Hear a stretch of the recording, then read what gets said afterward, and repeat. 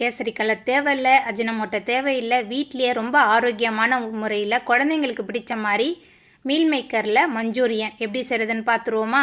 கொதிக்கிற தண்ணியில் மீல் மேக்கரை வேக வச்சு நல்லா பிழிஞ்சிட்டு எடுத்து வச்சுருக்கேன். இதில் 2 டேபிள் ஸ்பூன் இஞ்சி பூண்டு விழுது, தேவையான அளவுக்கு உப்பு, காரமான தனி மிளகாய்த்தூள் 3 டேபிள் ஸ்பூன் சேர்த்துட்டு எல்லாத்தையும் நல்லா கலந்ததுக்கு அப்புறமா இதில் தேவையான அளவுக்கு சோள மாவு சேர்த்துட்டு நல்லா கலந்துட்டு தனியாக எடுத்து வச்சுக்கலாம். சோள மாவு சேர்க்கும் போது எண்ணெயில் பிரியாமல் நல்ல மொறுமொறுப்பாக வரும். அடுப்பில் கடாயை வச்சு எண்ணெய் சேர்த்து எண்ணெய் சூடான பிறகு நம்ம ரெடி பண்ணி வச்சுருந்த மீல் மேக்கருக்கு அளவையை சேர்த்துட்டு அடுப்பை மிதமான தணலில் வச்சு நல்லா மொறுமொறுப்பாகிற வரைக்கும் வேக வச்சு எடுத்துக்கலாம்.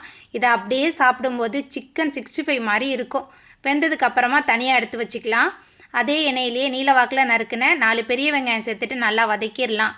பெரிய வெங்காயம் நல்லா வதங்கி வந்த பிறகு மிக்சியில் சேர்த்து அரைச்ச 2 தக்காளி பழத்தோட விழுது கூடவே 1 டேபிள் ஸ்பூன் இஞ்சி பூண்டு விழுது சேர்த்துட்டு பச்சை வாசனை போய் நல்லா கொதி வந்த பிறகு காரமான தனி மிளகாய்த்தூள் 3 table spoon, soya sauce 2 table spoon, தக்காளி சில்லி ரெண்டுமே கலந்த சாஸ் 4 டேபிள் ஸ்பூன், தேவையான அளவுக்கு உப்பு சேர்த்துட்டு நல்லா கலந்துட்டு கொதிக்க விடலாம்.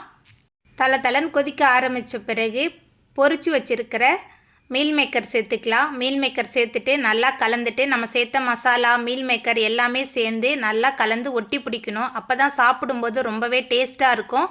எல்லாமே சேர்ந்து நல்லா கலந்ததுக்கு அப்புறமா இதில் பொடியாக நறுக்குன கொத்தமல்லி சேர்த்துட்டு குழந்தைங்களுக்கு ஃப்ரைட் ரைஸோடு வச்சு கொடுத்து பாருங்கள். ரொம்பவே சூப்பராக இருக்கும். ஸ்நாக்ஸ் மாதிரி சாப்பிட்றதுக்கு அட்டகாசமாக இருக்கும்.